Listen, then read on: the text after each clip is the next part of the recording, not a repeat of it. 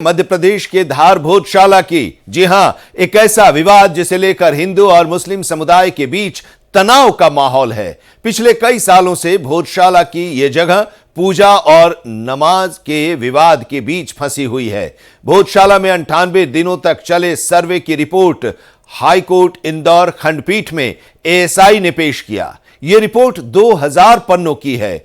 इसी रिपोर्ट के आधार पर यह तय होगा कि भोजशाला मंदिर है या मस्जिद। इस मामले में अब अगली सुनवाई 22 जुलाई को है। वहीं रिपोर्ट पेश होने के बाद धार शहर और भोजशाला की सुरक्षा बढ़ा दी गई है। रिपोर्ट को लेकर हिंदू पक्ष के वकील विष्णु शंकर जैन ने बड़ा दावा किया है। उन्होंने कहा कि इस मामले में एएसआई की रिपोर्ट बहुत क्लियर है। एएसआई की रिपोर्ट के आधार पर हमारा केस मजबूत दिख रहा है। तो सर्वे की रिपोर्ट को एएसआई ने पेश कर दिया है, प्रस्तुत कर दिया है और इस रिपोर्ट के बाद अब दावा यह किया जा रहा है कि जो हिंदू पक्ष का आधार रहा है उस आधार में दम है। विष्णु शंकर जैन जो एडवोकेट हैं उन्होंने ये बात कही है और उन्होंने कहा है कि एएसआई की रिपोर्ट के आधार पर हमारा केस मजबूत दिख रहा है। ये एक ऐसा विवाद रहा है जिसको लेकर हिंदू और मुस्लिम समुदायों के बीच तनाव का माहौल है। कई साल, अगर पिछले कई सालों की बात करें तो भोजशाला की ये जगह पूजा और नमाज के विवाद के बीच फंसी हुई है और इसको लेकर सर्वे का आदेश कोर्ट की तरफ से दिया गया और वो सर्वे पूरा हो चुका है। सर्वे की रिपोर्ट कोर्ट को एएसआई ने पेश कर दी है। 98 दिनों तक यह सर्वे चला और इस सर्वे की रिपोर्ट इंदौर खंडपीठ में, हाईकोर्ट इंदौर खंडपीठ में एएसआई ने पेश किया। यह रिपोर्ट 2000 पन्नों की है और अब इसी रिपोर्ट के आधार पर कोर्ट इस रिपोर्ट को देखेगा, पढ़ेगा। उसमें जो साक्ष्य प्रस्तुत किए गए होंगे एएसआई की तरफ से उस रिपोर्ट में, उस रिपोर्ट के आधार पर अब फिर बहस होगी, सुनवाई होगी। अब अगली तारीख 22 जुलाई की कोर्ट ने दी है सुनवाई को लेकर।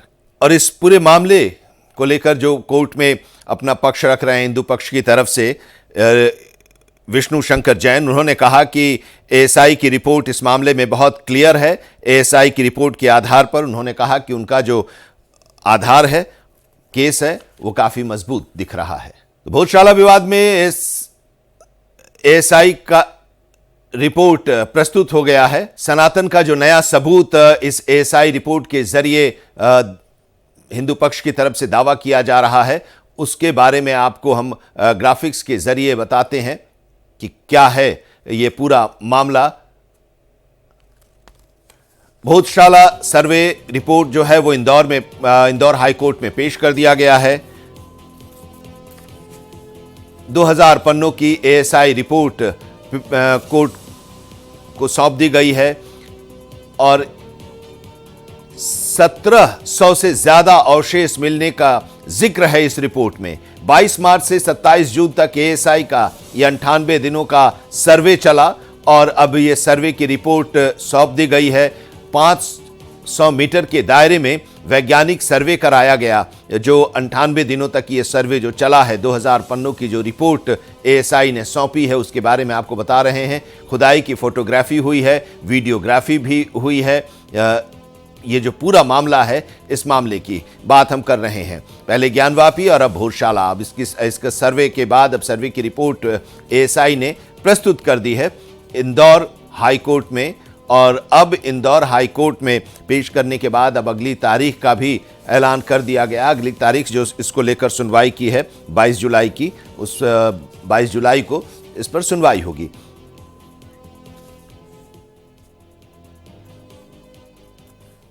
और आइए अब आपको हम सुनवाते हैं इस मामले से जुड़े वकील हरिशंकर जैन और हिंदू पक्ष के वकील विष्णु शंकर जैन का क्या कहना है।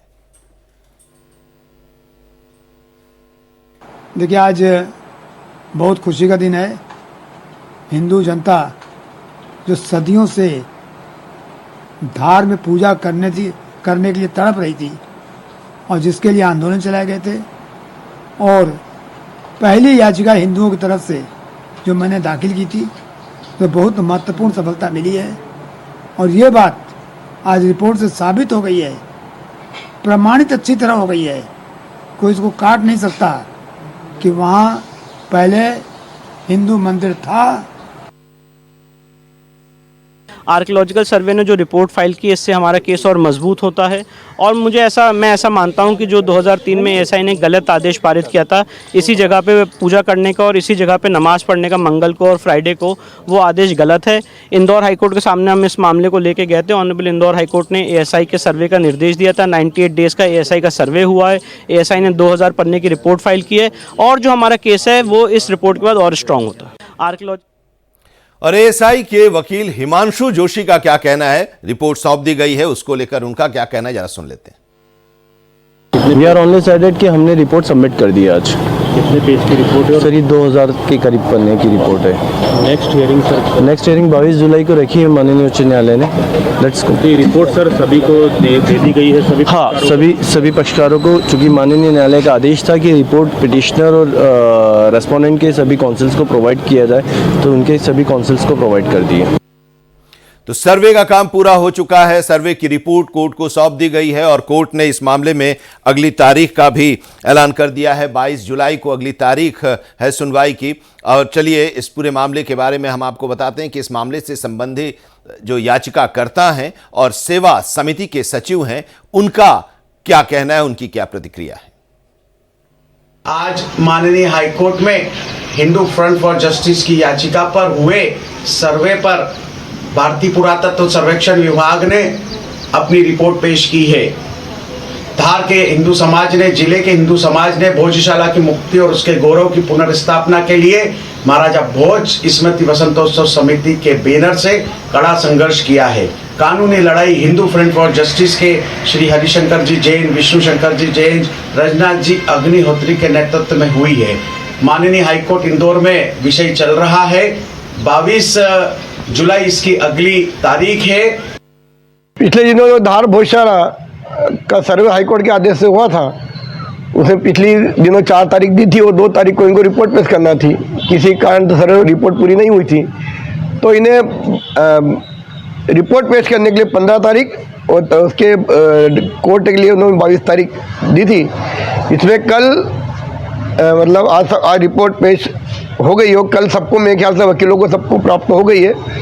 वह जब मैंने अपने वकील से चर्चा हुई तो उन्होंने ये 2500 पृष्ठों की लगभग पूरी रिपोर्ट है और ये अलग अलग विधाओं की अलग अलग उसकी फाइल बनी हुई है। और चलिए अब आपको बताते हैं एएसआई की जो रिपोर्ट पेश की गई है कोर्ट में, उस रिपोर्ट में क्या दावा किया गया है। जो सूत्रों के जरिए जानकारी मिल रही है उसमें बताया गया है कि इस जांच में 94 मूर्तिकला के टुकड़े मिले। मूर्तिकला चित्रण के साथ वास्तुशिल्प सदस्य भी देखे गए। खिड़कियों, खंभों और बीमों पर ये मूर्तियां उकेरी गई हैं। 4 सशस्त्र देवताओं की मूर्तियां उकेरी हुई मिली हैं। गणेश, ब्रह्मा, नरसिंह, भैरव, देवी देवता की आकृतियां मिली हैं। शेर, हाथी, घोड़ा, कुत्ता, बंदर, सांप, कछुआ की छवि भी मिली है और इसके साथ ही कीर्ति मुख, मानव चेहरा, सिंह चेहरा, मिश्रित चेहरा भी मिला है। मौजूदा संरचना पहले के मंदिरों के हिस्सों से बनाई गई है। परमार काल की ये बताई जा रही है मौजूदा संरचना। चांदी, तांबा, एल्युमिनियम और स्टील के 31 सिक्के मिले हैं। सिक्के इंडो ससैनियन, दिल्ली सल्तनत, मुगल काल के हैं और सबसे पुराने सिक्के इंडो सासैनियन हैं।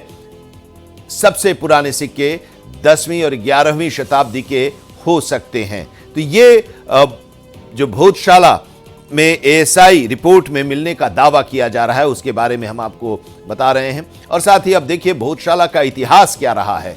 परमार वंश के राजा ने इसका निर्माण करवाया था। 1034 यानी 1034 में राजा भोज ने बनवाया था महाविद्यालय, और महाविद्यालय बाद में भोजशाला के नाम से जाना गया। महाविद्यालय में दूर दूर से छात्र पढ़ने आते थे। महाविद्यालय में देवी सरस्वती का भव्य मंदिर था। कवि मदन ने नाटक कोकर पुमंजरी में इस मंदिर का वर्णन किया था।